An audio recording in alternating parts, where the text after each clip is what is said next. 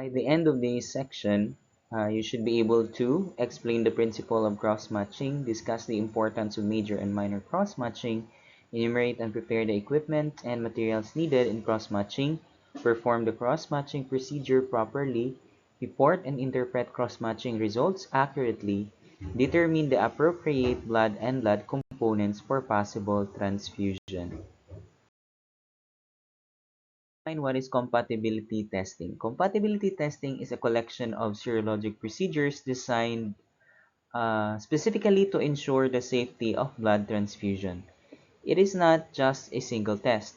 It is a panel of procedures. Compatibility testing includes ABO and RH typing of both the donor and recipient, antibody screening and detection, and as well as cross-matching. So these procedures work together to verify that the blood being transfused will not cause an adverse reaction in the recipient. Further about cross-matching. Cross-matching serves two essential purposes. First, to prevent life-threatening or uncomfortable transfusion reactions, and then second is to maximize the in vivo survival of transfused red cells. So the cross-match functions as a double check for ABO errors, patient misidentification, and donor unit mislabeling are among the most preventable but serious errors in blood banking. So the cross-match catches these mistakes at the last line of defense. Additionally, if the recipient possesses a clinical significant antibody or has a history of one, the cross-match provides a second means of detecting it and verifying the antibody screen result. So the AABB and as well as the FDA developed the standards for blood banking. So later on, you will know what are these standards. To the types of cross-matching. So we have the major and the minor cross-match. For the major cross-match, it is routinely performed in blood banking. So in it, the patient's serum is tested against the donor's red blood cells. So the purpose is to determine whether the patient has antibodies against the donor's red blood cells. This is the most clinically critical direction of testing because harmful reactions occur when a patient's antibodies attack transfused donor cells. While the minor cross-match tests the patient's red cells against the donor serum, so you're going to check if the donor has antibodies against the patient's red cells. Interestingly, the minor cross-match is not required by the AABB since 1976. Why? Because donated blood units are already screened for antibodies, and most blood is transfused as packed red cells with very little plasma, therefore minimal antibody content. Here an image of a whole blood collection bag.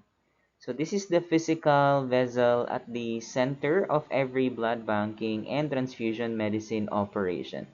So every label, port, tube, and measurement visible on this bag carries a specific meaning and regulatory significance.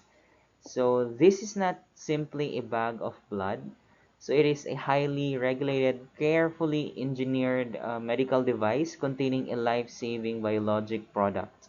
So every component you see here, from the label fields to the tubing, exists for a reason rooted in patient safety.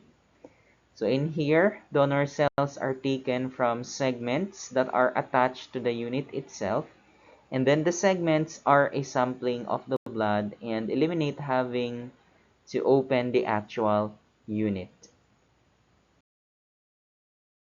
Elaborate know what is a segment. So in here, in this image, you can see a laboratory technician wearing a PPE, specifically a white laboratory coat and blue nitrile gloves. So the laboratory technician is holding a blood bag segment. So this is also called as a pilot tube or a segment tube. So in a clinical blood bank laboratory setting. So what is a blood bag segment? So a blood bag segment is a small sealed portion of the tubing that is attached to the main blood collection bag. So it contains the same blood that is inside the donor blood bag, collected at the same time and under the same conditions. So it appears as a narrow, flexible, dark red maroon colored tube, clearly visible in the technician's glove hand in the image. So it is hermetically sealed into individual units or segments, no, by a metal clip or heat seal, allowing one segment to be detached at a time without compromising the sterility of the remaining bag. So each segment is typically numbered corresponding to the blood bag it came from. So what's the clinical importance of a blood bag segment? So first is for compatibility testing, specifically in cross-matching. So the segment provides the sample needed to perform pre-transfusion testing, including ABO and RH typing of the donor unit, antibody screening, major and minor cross-match with the recipient serum or plasma. Second is that it confirms the donor unit identity. So the blood within the segment must be identical to the blood in the main bag. So this is critical to ensure that the right unit is being tested. So results are valid and representative of what will be transfused. Third is to avoid contamination, because each sealed segment can be individually snipped off, so the main blood bag remains closed and sterile, reducing the risk of bacterial contamination. Fourth is for regulatory and safety requirement. So blood bank standards, specifically from AABB or WHO, and as well as local blood service regulations, require that segments remain attached to or traceable to the blood bag until the unit is transfused or discarded. Everything we do in the blood bank, the ABO typing, the antibody screen, the major and minor cross-match, the identification of an antibody, the antigen negatives unit selection, all of it exists to fulfill exactly these two purposes flashed on the screen. So if you ever lose sight of why you are performing these tests, come back to this slide. So cross-matching is fundamentally a patient protection mechanism. So before a single drop of donor blood enters the recipient's body, the blood bank must verify that the transfusion will not trigger an immune response that harms or kills the patient. And then the second one, the goal of a red cell transfusion is not merely to introduce donor RBCs into the recipient's circulation. It is to ensure those RBCs survive long enough to be therapeutically effective. Exactly does the cross-match protect the patient? So the answer lies in two powerful and distinct mechanisms. So both of which operates as a safety net, no, within the broader pre-transfusion testing system. So the cross-match is not redundant even after ABO typing and antibody screening have been performed. So the cross-match adds two additional independent layers of protection that those earlier tests cannot fully provide on their own. So the cross-match is the last laboratory checkpoint before a blood unit is released for transfusion, even if every upstream process has been completed, such as donor typing, recipient typing, compatibility, label generation. Human and clinical errors can still occur. So the cross-match catches them. And then the second is that the antibody screen tests, no, the patient serum against usually 2 to 3 selected reagent screening cells with known antigen profiles. So the cross-match tests the patient serum against the actual donor units of RBCs. So these are the two different cell sources and they may not carry the same antigens. Now we have here the standard, no, of what I am talking earlier in our discussion. So according to the AABB standards, the cross-match shall use methods that demonstrate ABO incompatibility and clinically significant antibodies to red cells, to red cell antigens, and shall include an antiglobulin phase. So if antibodies are detected, so the antigen negative units found and cross-match. So, and then all phases are tested. You have the immediate spin phase, you have the 37 degrees Celsius phase, and as well as the AHG phase. Meaning this is a complete cross match. So, because you are going to perform all the three phases. And if the antibodies are not detected, so only the immediate spin is performed using the patient serum and the donor blood suspension. So this fulfills the AABB standard for ABO incompatibility, and this is an incomplete cross match. I have here a diagram which illustrates the major cross-match procedure. So one of the most critical pre-transfusion compatibility tests performed in the blood banking. So the major cross-match tests whether the recipient serum contains any antibodies that could attack and destroy the donor's red blood cells. So it is called major because it protects the recipient, which is the most important person in the transfusion equation. Here, this diagram illustrates the minor cross-match procedure. So at first glance, it looks nearly identical to the major cross-match, and the technique is indeed the same. However, in the minor cross-match, we flip the combination. We now use the donor serum and the recipient's RBCs. So we are asking, does the donor have any antibodies that could attack the recipient's red blood cells? Table shows the differences between major and minor cross-match in terms of the sample and in terms of what is being detected. So let me just reiterate again. So why is there no minor cross-match nowadays? Because the donated units are tested for antibodies and most blood is transfused as packed cells having little antibodies.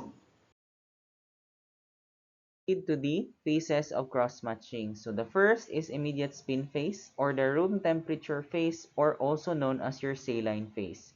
So basically from the name itself, it is performed at room temperature. So this phase primarily detects IgM antibodies, which are cold reacting antibodies such as your anti-A and your anti-B. It is the fastest phase and it is the core of the ABO compatibility check. So an incomplete cross-match, this is only used when no antibodies are detected in the antibody screening. So you can use only this phase. So the second phase is 37 degrees Celsius phase or the thermo phase or the incubation phase. You're going to incubate your sample at 37 degrees Celsius, which detects both the IgM and IgG antibodies with wide thermal ranges. So this simulates body temperature and reveals clinically significant warm-reacting antibodies. The last phase is the anti-human globulin phase, or the so-called AHG or the I80 phase. So this is the most sensitive phase. So the AHG reagent will detect the IgG antibodies that are coating the donor cells. So this phase is essential for identifying clinically significant alloantibodies that may not agglutinate directly at room temperature or at 37 degrees Celsius or body temperature. So a complete cross-match must include this phase, the AHG phase. So to summarize, so if no antibodies are detected in screening, you can use the immediate spin phase only, so which is an incomplete cross-match. And if antibodies are detected in the antibody screening, then you may use all three phases, the immediate spin phase, the 37 degrees Celsius phase, and the AHG phase, and that is called as your complete cross-match. This table is one of the most practically important references in blood bank because it tells us at which phase of the cross-match or antibody detection procedure a particular allo antibody will most likely be detected. So please take note that not all antibodies react at the same temperature or under the same conditions. So understanding the optimal phase of reactivity helps us choose the right testing method. interpret the results correctly, and most importantly, avoid missing a clinical significant antibody. So for phase 1, no, the immediate spin or the room temperature phase or the 22 degrees Celsius phase, so this is the first and the fastest phase. Again, the serum and the cells are mixed and immediately centrifuged at room temperature, and it includes no incubation. So antibodies detected only at the immediate spin and not at 37 degrees Celsius or AHG phase are generally considered clinically insignificant, meaning they are unlikely to cause hemolytic transfusion reactions or hemolytic disease of the fetus and the newborn. However, they must still be documented. For phase 2, we have here the 37 degrees Celsius or incubation phase. So after the immediate spin phase, so the tube is incubated at body temperature or at 37 degrees Celsius in a water bath. So this phase enhances the detection of warm reacting antibodies. So please take note of this, everyone, because this is an important point.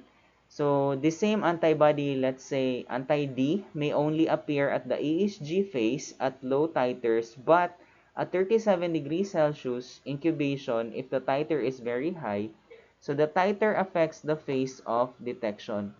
So more critically, a cold reacting IgM antibody that is still reactive at 37 degrees Celsius is considered clinically dangerous because it can activate the complement at body temperature, leading to intravascular hemolysis, which is a potentially fatal transfusion reaction. And for phase 3, the antiglobulin phase, so the last column, no, the AHG phase or the indirect antiglobulin test phase, this is the most sensitive and clinically important phase. So the AHG reagent or the Coombs reagent is added after washing to detect the IgG sensitized cells and complement coated cells. So please memorize this column. These are the antibodies that kill your patients, no, if missed. So you have RH, KEL, DAFI, and KID. So these are the big four of clinically significant alloantibodies in blood banking. It is important to set proper expectations for what the cross-match can and cannot do. So the cross-match will verify donor cell ABO compatibility, detect most antibodies against donor red blood cells. The cross-match will not guarantee normal red blood cells survival in vivo, prevent the patient from developing new antibodies or an amnestic response, detect all possible antibodies, prevent delayed transfusion reactions, and lastly, detect ABO or RH errors that occurred before the cross-match was set up. This flowchart outlines the clinical decision-making algorithm that follows a type and screen request in the blood banking laboratory. So this is one of the most commonly ordered pre-transfusion tests in the clinical practice. So a type and screen is not just a single test, but it is a two-part investigation that determines the patient's blood group and surveys their serum for unexpected alloantibodies. So what happens after the screen depends entirely on what is found. So this flow chart tells us exactly what to do in each scenario. So the type and screen algorithm is the blood bank's roadmap for patient safety. So every branch, no, leads to the same destination, which is a compatible, safe transfusion, but the path taken depends entirely on what the antibody screen reveals and what the patient's history tells us. So know this flow chart, and it is the foundation of every transfusion decision you will make. Addresses one of the most intellectually challenging and clinically critical scenarios in blood banking. So when the antibody screen and cross-match result do not match each other. So in an ideal world, if the antibody screen is positive, the cross-match should also be positive. And if the screen is negative, the cross-match should be negative. But the real world is more complicated. So this table teaches you how to think through discrepancies systematically, find the cause, and resolve them safely before a unit ever reaches the patient. And with that, everyone, I would like to conclude our discussion about compatibility testing. Hopefully, you have learned something from this video. So, thank you so much for listening. Good luck, God bless, and Bismillah. And once again, have a good day.